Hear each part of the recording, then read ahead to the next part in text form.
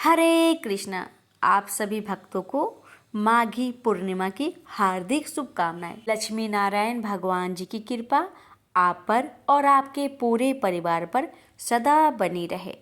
आज की इस वीडियो में आप सभी श्रवण करेंगे पूर्णिमा व्रत में सुनी जाने वाली श्रीमद् भागवत गीता पाठ की यह अध्याय। माघ पूर्णिमा के दिन गीता का पाठ करने का बहुत महत्व है। माघी पूर्णिमा के दिन गीता का पाठ करने से ईश्वर की प्राप्ति होती है, जीवन में सुख समृद्धि शांति आती है और भक्तों पर सदैव भगवान विष्णु और माँ लक्ष्मी की कृपा बनी रहती है। इसलिए भक्तों आज के दिन बड़े ही श्रद्धा और प्रसन्न मन से इस कथा को पूरा अवश्य सुनिएगा। भगवान आप सभी भक्तों की हर मनोकामना को पूर्ण करे। इसी मंगल कामना के साथ आज की कथा शुरू करते हैं। प्रेम से बोलिए जय श्री कृष्ण। संजय बोले, हे धृतराष्ट्र। तब श्री कृष्ण की दया युक्त नेत्रों में आंसू भरकर व्याकुल चित अर्जुन से बोले, हे अर्जुन, अनर्थ के सेवन करने योग्य अपयश कारक नरक में गिरने वाला मोह इस समय तुम्हारे मन में कहां से आया?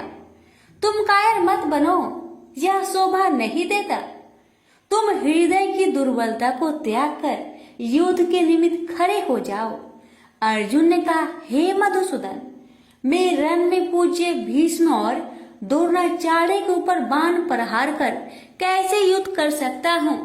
इस लोक में महात्मा गुरुजनों को न सताकर भीख मांग भोजन करना उत्तम है और अर्थ की कामना के लिए गुरुजनों को मारकर उनके रक्त से सने भोगों को भोगूंगा। हम नहीं जानते कि युद्ध में कौन जीतेगा। यदि हम जीत भी लेंगे, लेकिन जिनको मैं मारूंगा उन्हें मारकर मैं तो जीवित रहना भी नहीं चाहता। वही धृतराष्ट्र के पुत्र हमारे सामने प्रस्तुत है। दीनता से मेरी स्वाभाविक वृत्ति नष्ट हो गई है और धर्म के विषय में मेरा चित्त मोहित हो गया है। मैं आपसे पूछता हूँ, जिससे निश्चय करके मेरा भला हो आप मुझे समझाकर बताइए, क्योंकि मैं आपका शिष्य हूँ और आपकी शरण में हूँ। अतः मुझे ज्ञान शिक्षा दीजिए। मुझे पृथ्वी का निष्कंटक राज्य मिल जाए और देवता का भी आधिपत्य मिल जाए, तो भी ऐसा कोई उपाय नहीं दिखता कि जो मेरी इंद्रियों को दुखाने वाले शोक को दूर करे। हे गोविंद, मैं युद्ध नहीं करूंगा। यह कहकर अर्जुन चुप हो गए। संजय बोले, हे राजन, दोनों सेनाओं के बीच में खिन्न होकर बैठे अर्जुन से भगवान श्री कृष्ण ने ये वचन कहे, हे अर्जुन, जिसके लिए शोक नहीं करना चाहिए तू उसके लिए शोक करता है और पंडितों के वचन तू कहता है। तो पंडित लोग न मरों का सोच करते हैं और न जीवितों का सोच करते हैं। यह बात असंभव है कि मैं पहले न था, तुम भी न थे और यह राजा भी न थे और इसके बाद भी न रहेंगे।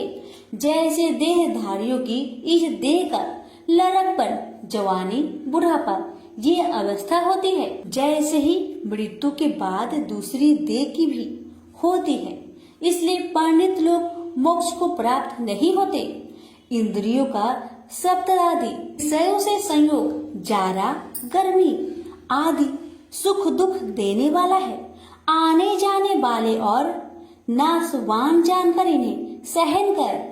हे नर श्रेष्ठ, सुख दुख को समान मानने वाले जिन वीर पुरुष को यह ब्रह्म पदार्थ कलेश नहीं देते, वह मोक्ष पाने के अधिकारी है। असत का तो अस्तित्व नहीं है और सम का अभाव नहीं है। इस अविनाशी, अचित्य और नित्य जीवात्मा के ये सब शरीर नाशवन है। अतएव हे भारत, तुम युद्ध करो। जो पुरुष इस आत्मा को मारने वाला तथा जो मरने वाला मानते हैं, वे दोनों ही ज्ञानी नहीं है, क्योंकि यह आत्मा न मारती है न मरती है। आत्मा न कभी जन्मती है न मृत्यु को प्राप्त होती है, न कभी जन्मी थी न कभी मरेगी। यह अजनबी, नित्य, कभी न घटने बढ़ने वाली और सनातन है। नष्ट होने पर भी वह नाश को प्राप्त नहीं होती। जो पुरुष इस आत्मा को नित्य अविनाशी, निर्विकार और अनजन्मा जानता है, वह जिसको घात करवेगा और जिसको मारेगा, जिस प्रकार मनुष्य पुराने वस्त्र फेंक कर नया वस्त्र ग्रहण करता है, उसी प्रकार आत्मा पुराने देह को छोड़कर नई देह धारण करती है। आत्मा को शस्त्र काट नहीं सकते, अग्नि जला नहीं सकती, जल भिगो नहीं सकता, ना भीग या गल सकती है और न सूख सकती है। यह अविनाशी, सर्वव्यापी, स्थिर, अचल और सनातन है। यह इंद्रियों से जाना नहीं जा सकता, यह कल्पना से भी परे है और इसमें हेर फेर नहीं हो सकता। इसलिए ऐसा जानते हुए तुम्हें शोक करना उचित नहीं है। हे महाबाहो, यदि तुम इस आत्मा को नित्य जन्म लेने वाला मानते हो तो शोक नहीं करना चाहिए, क्योंकि जो जन्मा है उसकी मृत्यु है और जिसकी मृत्यु हुई है उसका जन्म होना निश्चय है। अतः जो बात अनिवार्य है उसके लिए सोच करना व्यर्थ है। जन्म लेने से पहले क्या था किसी को मालूम नहीं, मध्य में कुछ प्रकट होता है, फिर मरने से पीछे क्या होगा कोई नहीं जानता। ऐसी दशा में किसी बात का सोच करना क्या तुमको उचित है? कोई मनुष्य तो इस आत्मा को आश्चर्य से देखता है, आश्चर्यवत मानकर सुनता है, परंतु कोई देख कह व सुनकर भी भली प्रकार नहीं जानता है सबके शरीर में यह क्या आत्मा नित्य अविनाशी है। कारण सब प्राणियों के लिए तुमको सोच करना उचित नहीं। अपने धर्म को भी सोचकर घबराना उचित नहीं है, क्योंकि क्षत्रियो को धर्म पूर्वक युद्ध से बड़ा और कुछ भला करने वाला नहीं है। हे पार्थ, बिना इच्छा के स्वर्ग का द्वार रूप युद्ध तुमको स्वतः प्राप्त हुआ है। ऐसा सुअवसर भाग्यवान क्षत्रिय को ही मिलता है। यदि तुम अपने धर्म के अनुसार इस संग्राम को न करोगे तो अपना धर्म और बड़ाई खो बैठोगे और पाप को प्राप्त होगे। सब लोग सदा तुम्हारी अपकीर्ति करेंगे और प्रतिष्ठा वाले पुरुषों के लिए अपयश का होना मृत्यु से भी बढ़कर है। ये महारथी लोग समझेंगे कि अर्जुन डरकर संग्राम से हट गया, और अब तक जो लोग तुम्हारे पराक्रम की प्रशंसा करते हैं वही अनेक तरह के दुर्वचन कहेंगे। इससे बढ़कर दुख तुमको क्या हो सकता है? यदि युद्ध में नष्ट हो गए तो स्वर्ग के भागी होगे, जीतने पर पृथ्वी के तल पर राज्य करोगे। इसलिए युद्ध के निमित्त दृढ़ प्रतिज्ञा होकर खड़े हो जाओ। सुख दुख, लाभ हानि, जय पराजय, इन सब को समान समझकर युद्ध के लिए तैयार हो जाओ। ऐसा करने से तुम पाप को प्राप्त नहीं होगे। हे पार्थ, यह ज्ञान उपदेश ज्ञान योग के विषय में तुझसे कहा गया है। अब निष्काम कर्म योग के विषय में सुनो। जिस ज्ञान को पाकर कर्म बंधन से तेरी मुक्ति होगी। कर्म योग मार्ग में एक बार प्रारंभ किए कर्म का नाश नहीं होता और विघ्न पड़ने पर भी शुभ फल तथा इस कर्म का केवल प्रारंभ ही संसार से छुड़ाकर पूर्व ब्रह्म प्राप्त करता है। निश्चय करने वाली बुद्धि इस निष्काम कर्म में एक ही है और कामना वाले पुरुष की बुद्धि एकाग्र नहीं रहती। हे अर्जुन, अज्ञानी उस पुष्पिता वाणी को ही स्वर्ग सुख से बढ़कर कुछ नहीं समझते। स्वर्ग सुख को ही जो उत्तम पुरुषार्थ समझते हैं, उनको कामनाओं से चित्त व्याकुल होने के कारण निश्चयात्मक बुद्धि से मोक्ष साधना उत्पन्न होती है। कारण कि उनका चित्त भोग आदि में सदैव निमग्न रहता है। जिन मनुष्यों का चित्त इस प्रकार मोह में लिप्त है और जिसकी आसक्ति भोग विलास और ऐश्वर्य में है, ऐसे पुरुषों के अंत कारण में निश्चयात्मक बुद्धि नहीं होती। हे अर्जुन, वेद त्रिगुणात्मक सकाम है, तुम निष्काम हो जाओ। सुख दुख को समान जानकर नित्य क्षेम आदि स्वार्थों में ना पड़कर धीरजवान और आत्मनिष्ठ हो। तुमको केवल कर्म करना चाहिए। तुम्हारे अधिकार में फल नहीं। तुम ना तो फल की अभिलाषा में काम करो और न निकम्मे ही रहो। फल की आशा त्याग कर कर्म की सफलता असफलता को समान समझकर तुम योगस्थ होकर कर्म करो। फल की इच्छा रखने वाले निष्कृष्ट होते हैं। काम कर्म करने वाला पुरुष ईश्वर कृपा से इसी संसार में सुकृत तथा दुष्कृत इन दोनों का ही त्याग कर देता है। जो सब कर्मों में कल्याणकारक है, कर्म फल को त्याग कर ही बुद्धि युक्त ज्ञानी पुरुष जन्म बंधन से हटकर मोक्ष को पाते हैं। जब तुम्हारी बुद्धि मोह बन के बाहर निकल जाएगी, तब तुम्हारा मन आगे सुनने वाली तथा हुई बातों से विरक्त हो जाएगी। अनेक श्रुति इस मृत्यु के वचन को सुनने से तुम्हारी बुद्धि भ्रमित हो गई है। जिस समय वह निश्चल होकर आत्मा में निश्चल होगी, तभी उनको तत्व ज्ञान प्राप्त होगा। अर्जुन ने पूछा, हे केशव, आत्मा स्वरूप में निश्चल बुद्धि वाला जिसको कहा है, उनके लक्षण क्या है? श्री कृष्ण जी बोले, हे अर्जुन, जो महात्मा पुरुष मन की कामनाओं को त्याग देता है और अपने आप ही से प्रसन्न रहता है, उसको निश्चल बुद्धि वाला कहते हैं। दुख में जिसके मन खेद नहीं होता और सुख में जिसको आसक्त नहीं होती तथा प्रीति भय क्रोध जिसके जाते रहते हैं, वह महात्मा स्थिर बुद्धि वाला मुनि कहलाता है।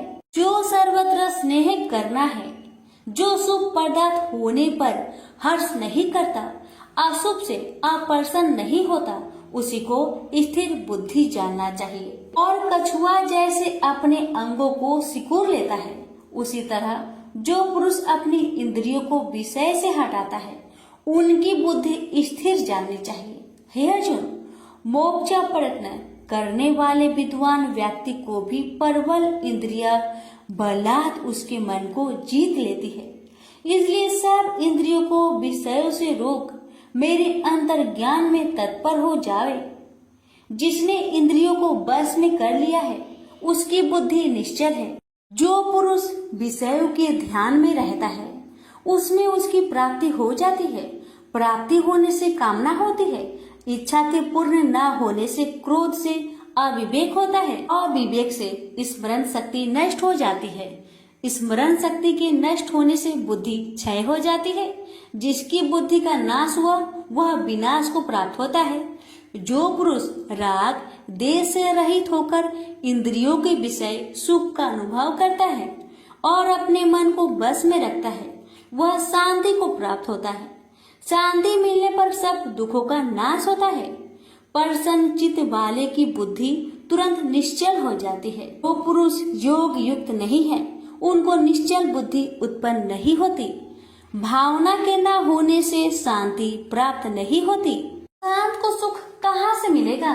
इस कारण हे महाबाहो, जिसने इंद्रियों को विषय से सर्वथा रोक रखा है, उसी की बुद्धि स्थिर है।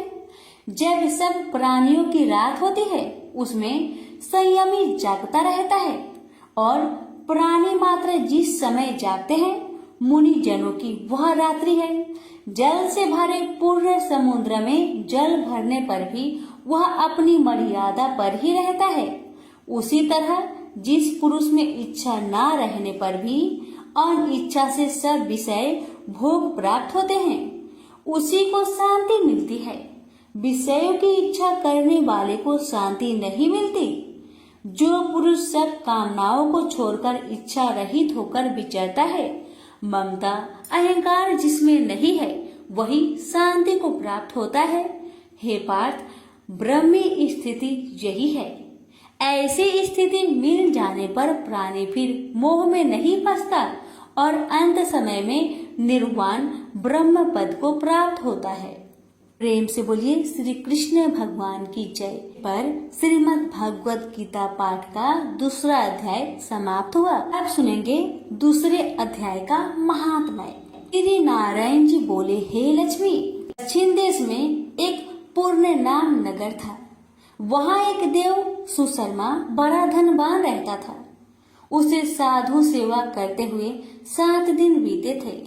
तब एक बाल नाम ब्रह्मचारी आया, उसकी बहुत सेवा की और विनय से कहा, हे संत, कृपा कर मुझे श्री नारायण जी के पाने का ज्ञान उपदेश दीजिए। तब वह ब्रह्मचारी बोला, मैं तुझे गीता जी के दूसरे अध्याय का पाठ सुनाता हूँ, श्रवण कर। एक आइली वन में बकरियां चरा रहा था, वहां मैं भजन किया करता था। एक दिन रात को आइली अपनी सभी बकरियों को लेकर घर के रास्ता में चल रहा था कि मार्ग में एक सिंह बैठा मिला उसे। एक बकरी सबसे आगे अपनी ओर चली आती देखकर शेर वहां से भाग गया। तब आइली यह देखकर बहुत हैरान हुआ और मैं भी वहां पर खड़ा हुआ था। उस चौराहे ने मुझे देखकर कहा, मैंने यह आश्चर्य देखा कि बकरी को देखकर शेर भाग गया, ये कैसे हुआ? तुम तो त्रिकाल के हो, यह वृंतांत मुझे सुनाओ, तुम सब कुछ जानते हो। तब संत ने कहा, हे आइली, मैं तुझे एक छिपकली वार्ता सुनाता हूँ। यह बकरी पिछले जन्म में डायन थी। जब इसका पति मर गया तब यह बड़ी डायन हुई। इस सुंदर लड़के को देखे उसी को खा लेती थी। और शेर पिछले जन्म में फंदक था, वह पंछी को पकड़ने के लिए वन में जाया करता था। ये डायन भी वही वन को गई, वह डायन ने उस फंदक को खा लिया था। अब वही फंदक शेर हुआ, वह डायन बकरी बनी है। शेर को पिछले जन्म की खबर है, इसलिए बकरी को देखकर शेर ने समझा कि अभी यह मुझे खाने के लिए आ रही है। तब आइली ने कहा, मैं पिछले जन्म में कौन था? तब संत बोला, तू पिछले जन्म में चांडाल था। आइली ने कहा, हे ब्रह्मचारी जी, कोई उपाय भी है जिससे हम तीनों ही इस अधम देश से छूटे? तब संत जी बोले, हम तुम तीनों का उद्धार करते हैं। ये कहकर संत जी ने जब गीता जी के अक्षर सुनाए तो उनको सुनते ही तुरंत आकाश से विमान आए और उन तीनों को विमानों में बैठाकर बैकुंठ लोक को ले गए। अधम देह से छूटकर देव देही पाई और देव सुशर्मा भी ज्ञान को सुन मोक्ष को प्राप्त हुआ और देव देही पाकर बैकुंठ को गया। तब श्री नारायण जी ने कहा, हे लक्ष्मी जी, जो मनुष्य श्री नारायण जी के ज्ञान को पढ़े सुने वह अवश्य मुक्ति को प्राप्त होता है। प्रेम से बोलिए लक्ष्मी नारायण की जय। यहीं पर हमारी गीता पाठ का दूसरा अध्याय का महात्म्य समाप्त हुआ। अर्जुन ने पूछा, इस प्रकार जो भक्त सदैव योग युक्त होकर आपकी उपासना विधि पूर्वक करते हैं और वे जो अव्यक्त पर ब्रह्म को भजते हैं, इन दोनों में कौन सा योगी श्रेष्ठ है? श्री भगवान जी बोले, जो मेरे विषय में मन लगाकर परम श्रद्धा पूर्वक मुझको भजते हैं वे उत्तम योगी हैं। मैं यह मानता हूँ, परंतु जो इंद्रियों को संयम करके सर्वत्र सम दृष्टि रखने वाला सब प्राणियों के हित में लगे हुए कथनीय अव्यक्त सर्वव्यापी चितनीय निर्विकार अचल ध्रुव अक्षर का भजन करते हैं वे भी मुझे प्राप्त होते हैं। अव्यक्त में मैं जिनका चित्त आसक्त है वह कष्ट अधिक पाते हैं, क्योंकि अव्यक्त गति के प्राणी कष्ट पाते हैं। हे पार्थ, जो प्राणी अपने सब कर्मों को अर्पण करके मेरी शरण में आकर अनन्य भक्ति से मेरा ध्यान करते हैं और पूजते हैं, उन शरण में आए हुए भक्तों को मैं थोड़े समय में ही मृत्यु संचार से उद्धार कर देता हूँ। मुझ में ही मन रखो, मुझ में ही बुद्धि रखो, तब तुम मुझ में ही निवास करोगे, इसमें कुछ संदेह नहीं। हे धनंजय, यदि इस प्रकार तुम मुझसे अपने चित्त को रखने में समर्थ ना हो तो योग अभ्यास द्वारा हमारे पाने के लिए बार बार यत्न करो। यदि अभ्यास भी ना हो सके तो मेरे उद्देश्य से व्रत आदि ही करो।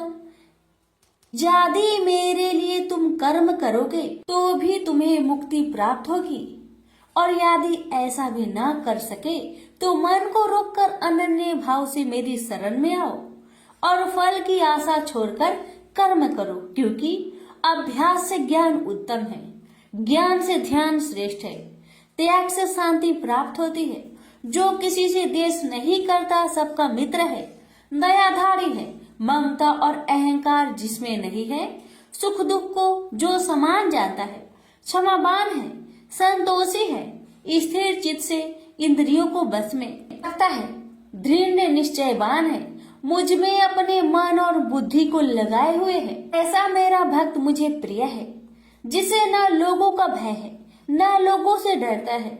ऐसा जो हर्ष, ईर्ष्या, दुष्टों के भय और विषाद से रहित है, वह मेरा प्रिय है। जो कुछ मिले उसी में संतुष्ट, पवित्र पक्ष, निष्पक्ष, दुख रहित, फल की आशा त्याग कर करने वाला, ऐसा जो मेरा भक्त है वह मुझे प्रिय है। जो लाभ से प्रसन्न हो, किसी से द्वेष न करे, इष्ट पदार्थ के नष्ट होने से दुखी न हो, किसी वस्तु की इच्छा न करे, अशुभ तथा शुभ दोनों का त्यागी हो, वह भक्त मेरा परम प्रिय है। जिसको शत्रु और मित्र, मान और अपमान, सर्दी और गर्मी, सुख तथा दुख समान है, और जो वासनाओं से रहित है, निंदा एवं स्तुति को समान जानता है, जो मुझ में श्रद्धा करके मुझे मानता हुआ इस अमृत के समान कल्याणकारक धर्म का आचरण मेरे उपदेश अनुसार करते हैं, वे मुझे अत्यंत प्रिय है। प्रेम से बोलिए श्री कृष्ण भगवान की जय। आप सुनिए 12वें अध्याय का महात्म्य। श्री भगवान बोले, हे लक्ष्मी, अब 12वें अध्याय का महात्म्य सुनो। दक्षिण देश में एक सुखानंद नाम का राजा रहता था, जिसके नगर में एक अत्यंत लंपट रहता था। एक गणिका से उसकी प्रीति थी। वह दोनों एक देवी के मंदिर में जाकर मदिरा पान किया करते, मांस खाए और भोग भोगे। और जो कोई पूछे तुम यहाँ क्या करते हो, तो कहते हम यहाँ रहकर देवी की सेवा करते हैं, ऐसे झूठ कह देते। उसी मंदिर में एक ब्राह्मण देवी की सेवा करता था। एक दिन उस ब्राह्मण ने देवी की स्तुति की। देवी प्रसन्न होकर बोली, वर मांग, जो मांगेगा सो दूंगी। उसने धन, संतान का सुख मांगा। देवी ने कहा, ए ब्राह्मण, मैं अवश्य तुझे संतान दूंगी, पर एक काम कर, पहले इन दोनों का उद्धार कर ले। तब ब्राह्मण ने नारायण जी का तप किया। भगवान प्रसन्न हुए तथा नारायण जी गरुड़ पर बैठकर आए और कहा, तेरी क्या कामना है? ब्राह्मण ने पूछा, इन दोनों का उद्धार कैसे हो? श्री नारायण जी बोले, हे ब्राह्मण, गीता जी के 12वें अध्याय का पाठ सुनाओ तो दोनों का उद्धार हो जाएगा। तब उन दोनों ब्रीप ने भगवान की स्तुति कर धन्यवाद दिया। फिर ब्रीप ने उस गणिका और लंपट को बैठाकर गीता के 12वें अध्याय का पाठ सुनाया। सुनते ही उन दोनों की देही छूटी और देवदेही पाकर बैकुंठ को गए। प्रेम से बोलिए लक्ष्मी नारायण की जय। भगवान बोले, हे लक्ष्मी, संसार अश्वत्थ पीपल के समान है, जिसकी पुरुष रूप जड़ ऊपर है, चराचर शाखा नीचे है, वेद इसके पत्ते हैं। जो यह जानता है वही वेद का ज्ञाता है। इसकी शाखा ऊपर नीचे फैली हुई है। सत्य, रज, तम और गुण इसकी रज वाहिनी नसें हैं, जिनसे इनका पालन होता है। शब्द रूप इनकी डालियां हैं। वह पीछे कर्म रूप में प्रकट होने वाली इसकी जड़ नीचे मनुष्य लोक में और भी नीचे तक चली गई है। और अश्वत्थ का यह रूप इसका आदि अंत और आकार संसारी प्राणी के ध्यान में नहीं आता, तथापि इसकी जड़ गहरी है। ऐसे इस पीपल का वैराग्य रूप ढींढ शास्त्र से काटकर वह स्थान ढूंढना चाहिए जहां फिर से लौटना नहीं पड़ता, और साथ ही यह विचारना चाहिए कि जिसमें वह पुरातन प्रवृत्ति उत्पन्न हुई है, मैं उसी आदि पुरुष की शरण हूँ। अहंकार और मोह रहित, संग दोष को जीतने वाले, आत्मज्ञान से निरत, सब कामनाओं से दूर, सुख दुख नामक दंड पदार्थों से युक्त ऐसे ज्ञानी पुरुष शाश्वत पद को पाते हैं। जैसे सूर्य, चंद्र या अग्नि प्रकाशित नहीं करते, वहाँ मेरा परम धाम है, वहाँ जाकर लौटना नहीं होता। मेरा सनातन अंश इस जीव लोक में जीव का रूप धरकर प्रकृति में स्थिर है। पांचों इंद्रियों और छठे मन को उससे छुड़ाता है, जैसे वायु पुष्प आदि की गंध को दूसरे स्थान में ले जाती है। इसी प्रकार यह देह स्वामी शरीर धारण करने के बाद जब उसका परित्याग करता है तब इंद्रियों और मन को साथ ले जाता है। कान, आंख, चर्म, जीभ, नाक और मन का आश्चर्य लेकर वह विषयों का भोग करता है। एक देह से दूसरी देह को जाते अथवा एक ही देह में रहते समय अथवा इंद्रियों से मुक्त हो विषयों का उपभोग करते हुए इसको मूर्ख नहीं देख सकते, परंतु जिनके ज्ञान रूपी नेत्र है वह देखते हैं। यत्न करने से योगी जन इसे देखते हैं, परंतु अज्ञानी यत्न करने पर भी नहीं देख पाते। जो तेज सूर्य, चंद्र और अग्नि में वर्तमान है और जगत को प्रकाशित करता है, उसे मेरा ही तेज जानो। मैं पृथ्वी में प्रवेश कर अपने तेज से समस्त भूतों को धारण करता हूँ और इसमें भरा हुआ चंद्रमा बनकर मैं ही सब औषधियों का पोषण करता हूँ। मैं जठर अग्नि होकर सब प्राणियों की देह में प्रविष्ट हूँ और प्राण वायु आपान वायु से संयुक्त होकर चारों प्रकार भक्ष्य, भोज्य, चोष्य, लेह से भोजन किए हुए प्राणियों के अन्न को पचाता हूँ। संसार में क्षर और अक्षर दो पुरुष है। जितने नाशवान प्राणी हैं वो क्षर कहलाते हैं और स्थिर चैतन्य को अक्षर कहते हैं। मैं अक्षर और क्षर में उत्कृष्ट हूँ। इसी कारण से लोक और वेद में जो पुरुषोत्तम के रूप को जानता है वह सब कुछ जानता है और सर्व भाव से मेरा ही स्मरण करता है। प्रेम से बोलिए श्री कृष्ण भगवान की जय। सुनिए 15वें अध्याय का महात्म्य। उत्तर प्रदेश में एक नरसिंह नामक राजा था और सुभंग नामक मंत्री था।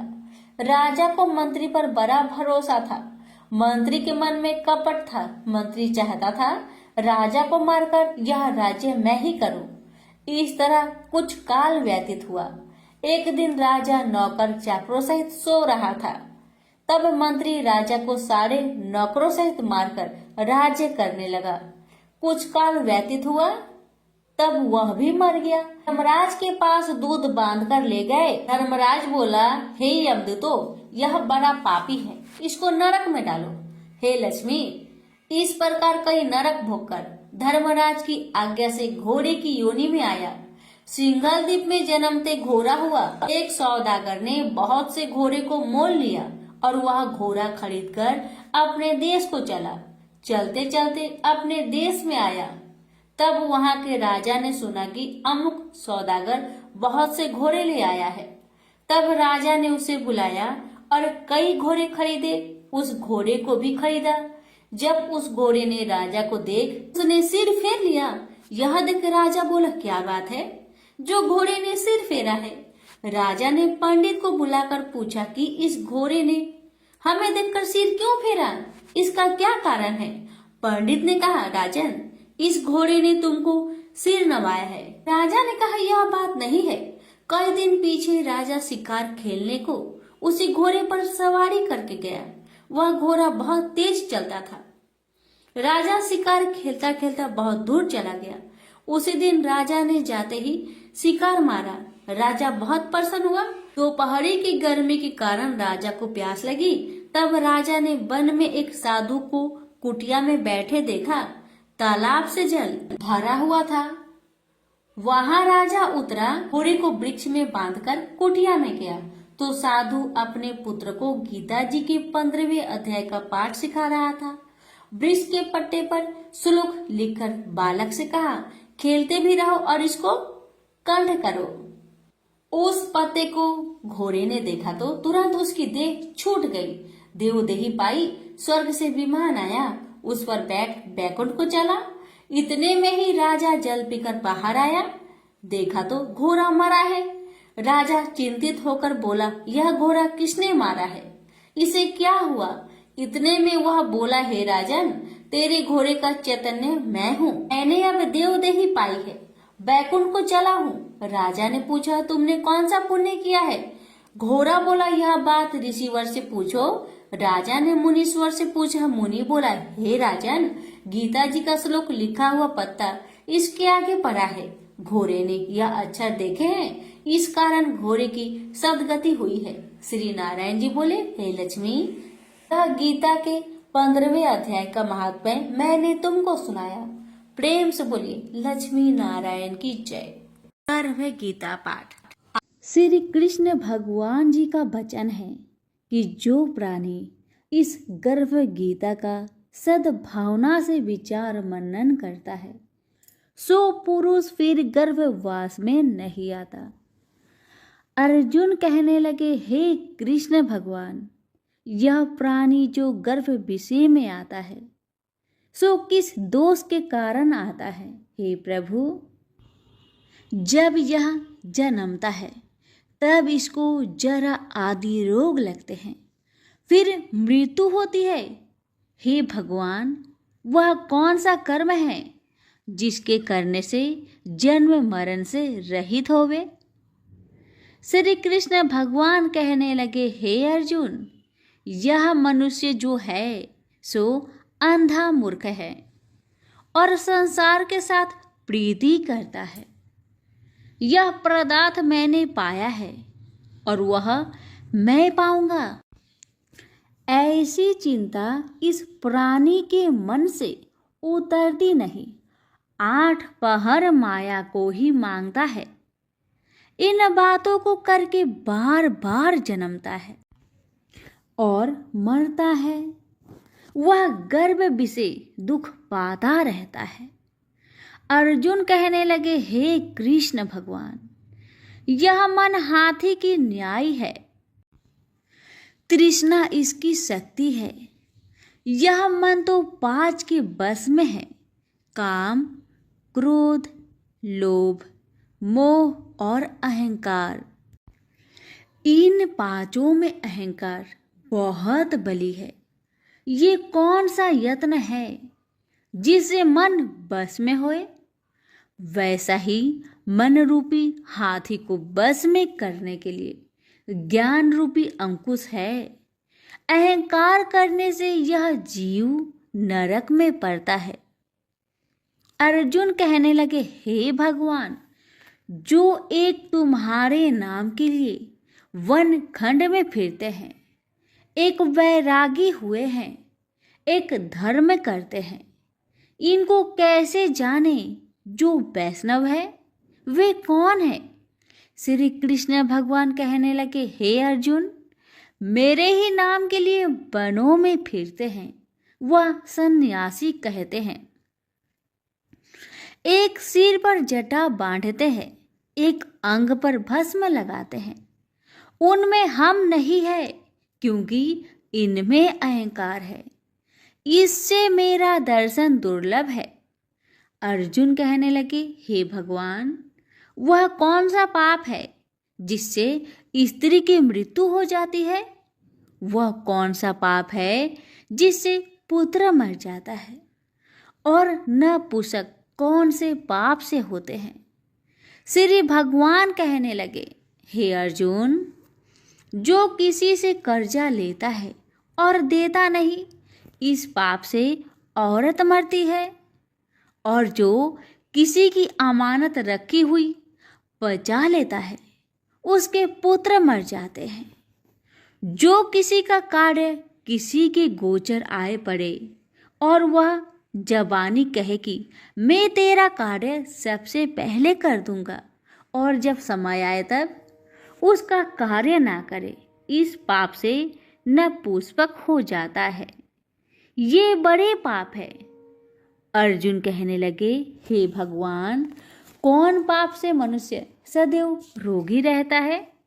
किस पाप से गधे का जन्म पाता है, स्त्री का जन्म पाता है, तथा टट्टू का जन्म क्यों कर पाता है?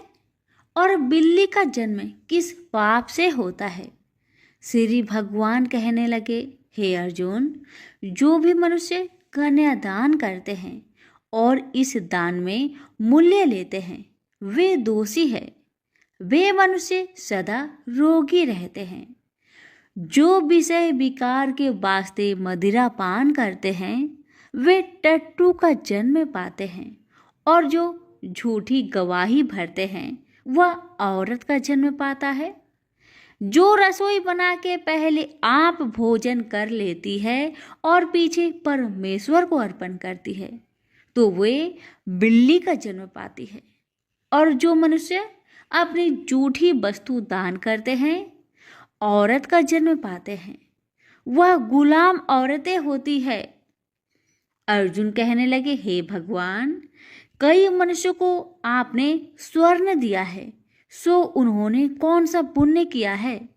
और कई मनुष्यों को आपने हाथी घोड़ा रथ दिए हैं, उन्होंने कौन सा पुण्य किया है? श्री भगवान कहने लगे, हे अर्जुन, जिन्होंने स्वर्ण दान किया है उनको हाथी घोड़े वाहन मिलते हैं। जो परमेश्वर के निमित्त कन्या दान करते हैं सो पुरुष का जन्म पाते हैं। अर्जुन कहने लगे, भगवान, जिन पुरुषों के अंदर विचित्र शरीर है उन्होंने कौन सा पुण्य किया है? किसी दो के घर संपत्ति है, कोई विद्वान है, उन्होंने कौन सा पुण्य किया है? श्री भगवान कहने लगे, हे अर्जुन, जिन्होंने अन्न का दान किया है उनका सुंदर स्वरूप है। जिन्होंने विद्या दान किया है वह विद्यावान होते हैं। जिन्होंने संतों की सेवा की है वह पुत्रवान होते हैं। अर्जुन कहने लगे, हे भगवान, किसी को धन से प्रीति है, कोई को स्त्रियों से प्रीति करते हैं। इसका क्या कारण है, समझाकर कहिए। श्री कृष्ण भगवान कहने लगे, हे अर्जुन, धन और स्त्री सब नाश रूप है, मेरी भक्ति का नाश नहीं है। अर्जुन कहने लगे, भगवान, यह राजपाट किस धर्म के करने से मिलता है? विद्या कौन से धर्म करने से मिलती है? श्री कृष्ण भगवान कहने लगे, हे अर्जुन, जो प्राणी काशी जी में निष्काम भक्ति से तप करते हुए देह त्यागते हैं वह राजा होते हैं, और जो गुरु की सेवा करते हैं सो विद्वान होते हैं।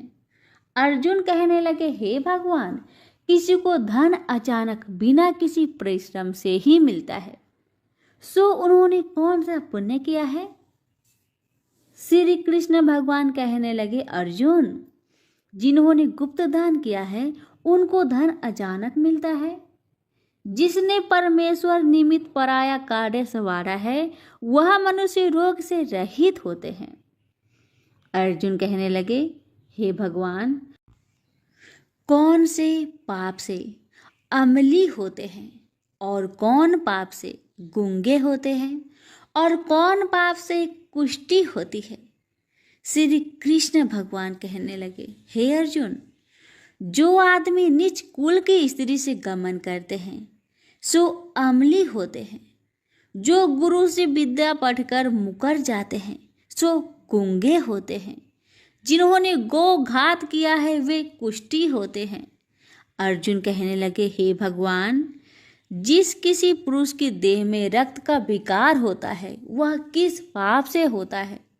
और कोई दरिद्र होते हैं, किसी को खरक वायु होती है, और कोई अंधे होते हैं, तो कोई पंगुल होते हैं, सो कौन से पाप से रहित होते हैं? और कई स्त्रियां बाल विधवा होती है, तो यह किस पाप से होती है? श्री कृष्ण भगवान कहने लगे, हे अर्जुन, जो सदा क्रोधवान रहते हैं उन्हें रक्त विकार होता है। जो मलिन रहते हैं वह सदा दरिद्र होते हैं। जो कुकर्मी ब्राह्मण को दान देते हैं उनके खरक वायु होते हैं। जो पराई स्त्री को निर्वस्त्र देखते हैं, गुरु की पत्नी को कुदृष्टि करते हैं, सो अंधे होते हैं। जिसने गुरु और ब्राह्मण को लात मारी है सो लंगड़ा व पंगुला होता है। जो औरत अपने पति को छोड़कर पराये पुरुषों से संग करती है सो वह बाल विधवा होती है। अर्जुन कहने लगे, हे भगवान, आप पर ब्रह्मा हो, आपको नमस्कार है। आगे मैं आपको संबंधी जानता था, परंतु अब मैं ईश्वर रूप जानता हूँ। हे पर ब्रह्मा, गुरु दीक्षा कैसी होती है, सो कृपा करके मुझको कहिए। श्री कृष्ण भगवान बोले, हे अर्जुन, तुम धन्य हो, तुम्हारे माता पिता भी धन्य हैं, जिनके तुम ऐसे पुत्र हो। हे अर्जुन, सारे संसार का गुरु जगन्नाथ, विद्या का गुरु काशी, चारों वर्णों का गुरु सन्यासी है। सन्यासी उसको कहते हैं जिन्हें सबका त्याग करके मेरे प्रति मन लगाया है, सो ब्राह्मण जगत गुरु है। हे अर्जुन, यह बात ध्यान देकर सुनने की है। गुरु कैसा करे? जिसने सब इंद्रियां जीती हो, जिसको सब संसार ईश्वरमय नजर आता हो और सब जगत से उदास हो। ऐसा गुरु करे जो परमेश्वर को जानने वाला हो और उस गुरु की पूजा सब तरह से करे। हे अर्जुन, जो गुरु काम भक्त होता है और जो प्राणी गुरु की पूजा सब तरह से करे। हे अर्जुन, जो गुरु का भक्त होता है और जो प्राणी गुरु के सम्मुख होकर भजन करते हैं, उसका भजन करना सफल है। जो गुरु से विमुख है, उनको 7 ग्राम माड़े का पाप है। गुरु से विमुख प्राणी दर्शन करने योग्य नहीं होते। जो गृहस्थी संसार में गुरु के बिना है, चांडाल के समान है। जिस तरह मदिरा का भंडार हो, उसमें जो गंगा जल है सो अपवित्र है, इसी तरह गुरु से विमुख का भजन सदा अपवित्र होता है। उसके हाथ का देवता भी नहीं लेते, उसके सब कर्म निष्फल है। कुकर, शुकर, गंधर्व, काग, ये सब की सब योनियों में बड़ी खोटी योनि है। इन सब से यह मनुष्य खोटा है। जो गुरु नहीं करता, गुरु बिना गति नहीं होती, यह अवश्य नरक को जाएगा। गुरु दीक्षा बिना प्राणी के सब कर्म निष्फल होते हैं। हे अर्जुन, जैसे चारों वर्णों को मेरी भक्ति करना योग है, तैसे गुरुधार के गुरु भक्ति करना योग है। जैसे गंगा नदियों में उत्तम है, सब व्रतों में एकादशी का व्रत श्रेष्ठ है, वैसे ही अर्जुन, शुभ कर्मों में गुरु सेवा उत्तम है। गुरु दीक्षा बिना प्राणी पशु योनि पाता है। जो धर्म भी करता है सो पशु योनि में फल भोगता है, 84 योनियों में भ्रमता रहता है। अर्जुन कहने लगे, हे श्री कृष्ण भगवान, गुरु दीक्षा क्या वस्तु है? कृष्ण भगवान कहने लगे, हे अर्जुन, धन्य जन्म है तेरा जिसने यह प्रश्न किया है, तू धन्य है। गुरु दीक्षा के 2 अक्षर है, हरिओम। इन अक्षरों को गुरु कहता है। यह चारों वर्णों को अपनाना श्रेष्ठ है। हे अर्जुन, जो गुरु की सेवा करता है उस पर मेरी प्रसन्नता है। वह 84 से छूट जाएगा, जन्म मरण से रहित हो, नरक नहीं भोगता। गुरु की सेवा करता है, उसको कई अश्वमेघ यज्ञ के पुण्य का फल मिलता है। गुरु की सेवा मेरी सेवा है। हे अर्जुन, हमारे तुम्हारे संवाद को जो पढ़े सो गर्भ के दुख से बचेंगे, 84 कट जाएगी। इसी से इस पाठ का नाम गर्भ गीता है। श्री कृष्ण भगवान जी के मुख से अर्जुन ने श्रवण की है। गुरु दीक्षा लेना उत्तम कर्म है। उसका फल है कि नरक से वह 84 जीव से बचा रहता है। भगवान बहुत प्रसन्न होते हैं। सभी प्रेम से बोलिए, श्री कृष्ण भगवान की जय।